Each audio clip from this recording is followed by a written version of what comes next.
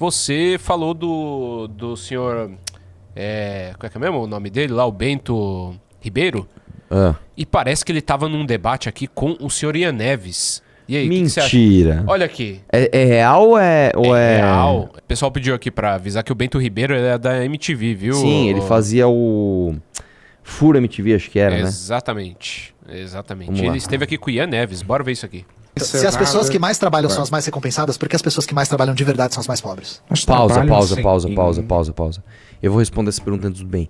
Porque o trabalho, ele não é quantificado em termos de benefício para a sociedade de acordo com a quantidade de trabalho. Eu vou dar um exemplo para você muito simples. Se você tem essa mesa e você precisa limpar essa mesa, se eu pegar um pano e limpar essa mesa com pano, eu vou demorar 5 minutos eu limpo essa mesa. Se eu pegar uma escova de dente desse tamanho e limpar essa mesa, eu vou demorar, 4 horas para limpar essa mesa e ela ainda não vai ficar tão bem limpa quanto se eu limpasse com o pano. Mas a quantidade de trabalho para limpar ela com uma escova de dente é muito maior. Ou seja, quantidade de trabalho não significa eficiência. Esse é o primeiro ponto que o comunista deveria entender. Segundo ponto, existem outros trabalhos mais qualificados que necessariamente a pessoa teve uma quantidade de trabalho prévia para fazer um trabalho relativamente menor naquele momento. Por exemplo, tem aquela famosa anedota que o cara chega e fala assim, meu computador quebrou, não sei o que fazer. Aí ele chama o técnico chega. Pra arrumar é R$1.000, o cara paga. Aí ele vai lá, aperta um parafuso, o negócio começa a funcionar. Pô, mano, você vai me cobrar R$1.000 pra apertar um parafuso? Não. Apertar o parafuso é R$1. Saber qual parafuso apertar é 999. Então é a mesma coisa. Você vai pegar e falar o seguinte, cara, por que uma consulta com com o Paulo Musi, sei lá quanto custa uma consulta com ele, R$1.500. Quanto tempo você demora numa consulta?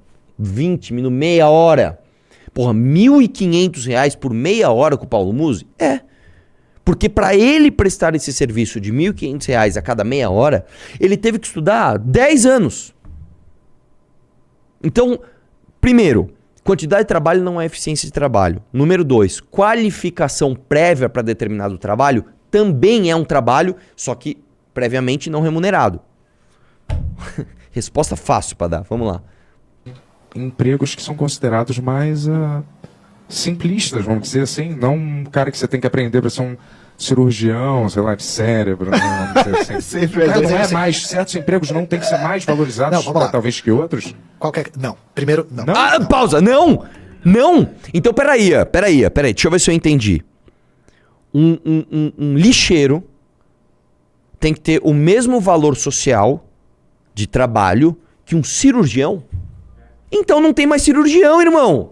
Então acabou o cirurgião. Pra que eu vou me matar de estudar, ficar 11 anos... Assim, depois que você se forma do colegial, a trajetória de um cirurgião cardíaco é de pelo menos 11 anos sem trabalhar, pra ganhar dinheiro. O cara tem que fazer 6 anos de faculdade, depois ele tem que estudar... Primeiro que assim, ele tem que estudar muito pra passar no vestibular. Aí ele passa no vestibular, aí ele estuda 6 anos de faculdade, que estuda muito.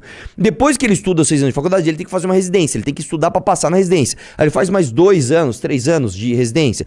Depois ele tem que estudar pra passar na especialização. Aí ele tem que fazer a especialização. Depois ele tem que ter experiência na especialização. Tudo isso, irmão, é igual piloto de avião. O piloto de avião, ele paga as horas de voo pra ele estudar. Um piloto de avião, ele tem que ter no mínimo X horas. Aquelas horas ele paga. Não é que ele recebe, ele paga. Então não tem mais piloto de avião, irmão. Vamos todo mundo fazer as coisas mais básicas.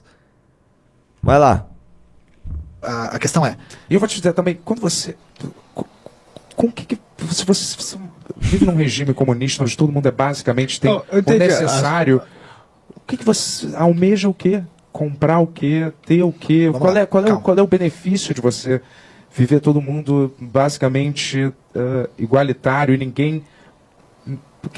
Qual é o sentido da existência nesse sentido? Você fez muitas perguntas, calma. Sim, vai, desculpa.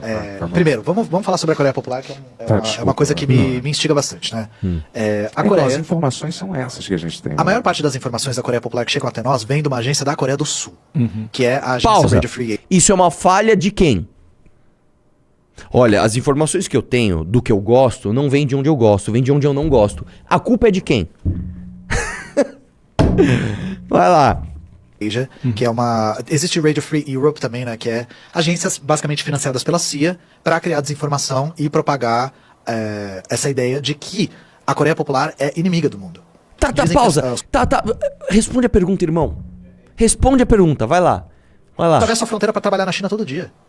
No norte, eles fazem fronteira com 2 países. Trabalhos, não podem fazer turismo pelo claro que mundo podem. inteiro. Podem. Não Tem podem. um monte de coreano fora do Não país. podem, pausa, não podem. Isso é mentira. Não podem. O coreano, para ele sair da Coreia, ele só sai para trabalhar na China, sabe por quê? Porque a família dele inteira tá quase que refém do governo na Coreia do Norte. Se ele fugir, a família dele, tá ferrada. Beleza? Vai lá. Você Não tem? mesmo. Hã? E você tem? Não. Então pronto, porra. Mas agora não, mas eu posso ganhar o dinheiro. Eles também, é só trabalhar. Não é, você sabe que não é assim também. Por né? que não é? Porque tem os salários delimitados, você não pode, ganhar muito mais que alguém. O salário aqui não é delimitado, né? Não, sim, mas você tem a Bento, possibilidade faz uma de coisa, ganhar, não faz- tem? e beleza. Dependendo do Pausa. emprego. Não, eu te faço um convite. Eu vou dar uma estratégia de debate que o Bento acabou de cair. O que o Ian Neves fez? Ele não tinha resposta para a pergunta.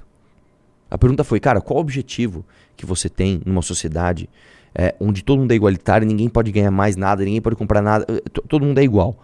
Aí ele... Não, você fez muitas perguntas. Olha, aí ele começa atacando um negócio que nem foi colocado à mesa. Não, porque as informações que a gente tem sobre a Coreia do Norte, né, a Coreia Popular... Atacou um espantalho, ninguém falou disso. Depois ele começa a falar, não, mas você também não é limitado no seu...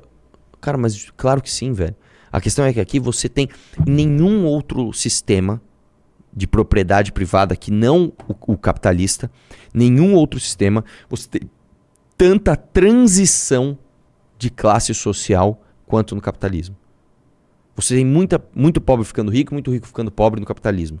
Em outros regimes, não só no comunista atual da Coreia do Norte, mas historicamente no feudalismo, no czarismo, você não tinha essa mobilidade social.